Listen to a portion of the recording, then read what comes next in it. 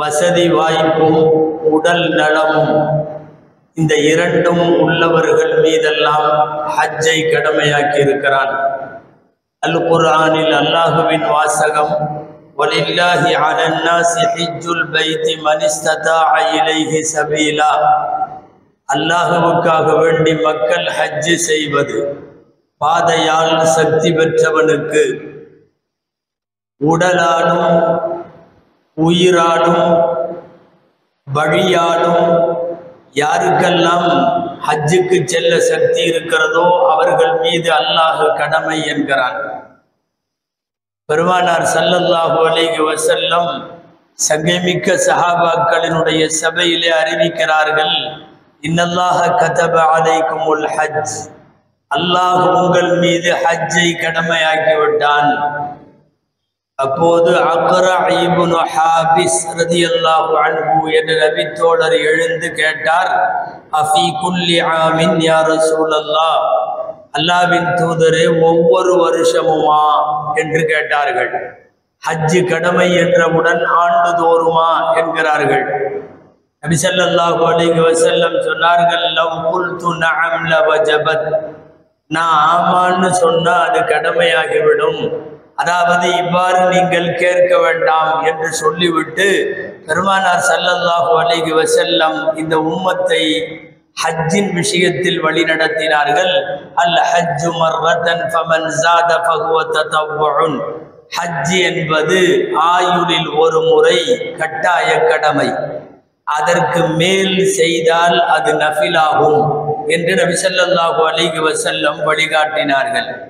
புனித ஹஜ் கடமை நாம் யோசித்து பார்க்கிறோம். வசதி வாய்ப்பு இருந்தும் இதுவரை அதை நிறைவேற்றாதவர்கள், என்னென்னவோ காரணங்களை சொல்லி தள்ளி போடுபவர்கள், குமர்காரியம் இருக்கிறது என்று சொல்வோர், வீடு கட்டிவிட்டு போக வேண்டும் என்று சொல்வோர், லைஃப்ல செட்டில் ஆகிவிட்டு போவோம் என்று சொல்வோர், இவர்களெல்லாம் ஹஜ் கடமைக்கு முன்னாலேயே இறுதி பயணமான மன்னரை பயணத்திற்கு போய்விடுகிறார்கள் என்பதுதான் மிகவும் அகால வருத்தமான விஷயம்.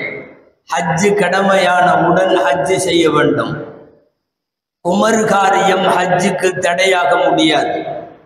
வீடு கட்டுவதோ கடனோ அதோ இதோ என்னென்னவோ காரணங்களை சொல்லி, அது ஹஜ்ஜுக்கு பொருத்தமில்லாத காரணங்களை சொல்லி ஹஜ்ஜை தள்ளி போட முடியாது. வசதி வாய்ப்பு இருந்துவிட்டால், உடல் நலமும் இருந்துவிட்டால், வயது கூட பாரபட்சம் இல்லை. அது 20 வயதானாலும் ஹஜ்ஜுக்கு கடமையாகிவிடும், செய்தாக வேண்டும். 60 வயது வரை காத்திருக்க வேண்டும் என்கிற அவசியம் இல்லை. இஸ்லாத்தின் கடமைகள் என்ன என்று கேட்கிற போது கலிமா, தொழுகை, நோன்பு, ஜகாத், ஹஜ் என்று சொல்லுவோம் அல்லவா? சொல்லுவதில் தான் இது கடைசி, செய்வதில் ஆயுளில் கடைசி அல்ல. பல பேர் அதை எப்படி புரிந்து கொள்ளுகிறார்கள், கடைசியா தானே ஹஜ் வருது, எனவே லாஸ்ட்ல வஃபாத்துக்கு முன்னால் செஞ்சால் போதும் என்று சொல்பவர்கள் யோசிக்க வேண்டும். வஃபாத்தின் தேதி நமக்கு குறித்து தரப்படவில்லை, வஃபாத்தின் தேதி நமக்கு தெரியாது. எனவே ஹஜ் கடமையானவுடன் ஹஜ் செய்தாக வேண்டும். ஹஜ் அல்லாஹு தஆலா இந்த மண்ணில் ஏற்படுத்திய முழுக்க முழுக்க அவனை சார்ந்த ஒரு அற்புதமான கடமை ஹஜ் கடமை. குறிப்பிட்ட நாட்களில் தான் செய்ய முடியும், குறிப்பிட்ட இடத்தில் தான் ஹஜ் செய்ய முடியும், குறிப்பிட்ட ட்ரெஸ்ஸிலே தான் ஹஜ் செய்ய முடியும், குறிப்பிட்ட அமல்களை அதிலே செய்ய வேண்டும். இது எல்லாம் ஹஜ்ஜினுடைய கடமையை உள்ளடக்கியது. வாயிலே சில குறிப்பிட்ட கலிமாக்களை தல்பியா என்று சொல்லுகிறோம், சொல்லிக் கொண்டிருக்க வேண்டும். தல்பியா என்கிற குறிப்பிட்ட வார்த்தை, இஹ்ராம் என்கிற குறிப்பிட்ட ஆடை, தவாஃப் சஇ என்கிற குறிப்பிட்ட அமல், துல்கஅதா துல்ஹஜ் என்று குறிப்பிட்ட மாசம், Mecca Medina Mina Arafah Muzdalifah என்கிற குறிப்பிட்ட இடங்கள், இது எல்லாமே குறிப்பிடப்பட்டு இறைவன் மிக அற்புதமாக கட்டமைத்து தந்த ஒரு கடமை ஹஜ்ஜினுடைய கடமை. எதற்காக ஹஜ் செய்ய வேண்டும் என்று கேட்பவர்களுக்கு மார்க்கம் நிறைய விளக்கம் சொல்லுகிறது. பொருளாதாரம் தந்த இறைவா உனக்கு நன்றி, இங்கே வந்து உன்னுடைய கஅபத்துல்லாவை தவாஃப் செய்யும் அளவுக்கு உடல் நலத்தை தந்த இறைவா உனக்கு நன்றி என்று பொருள் வளத்தின் மீதும் உடல் நலத்தின் மீதும் இறைவன் புரிந்த அருளுக்கு நன்றி செலுத்துவதற்காகத்தான் ஹஜ் கடமை. இன்னொன்று, சர்வதேச முஸ்லிம் சமுதாயத்தினுடைய ஒரு சங்கமம். மஹல்லாவிலே உள்ளவர்கள் ஐவேளை தொழுகையிலே கூடுவார்கள். அக்கம்பக்கத்திலே உள்ளவர்கள் எல்லாம் ஜும்மாவிலே கூடுவார்கள். பக்கத்து கிராமங்களில் எல்லாம் உள்ளவர்கள் பெருநாள் அன்று ஈதுகாவிலே கூடுவார்கள்.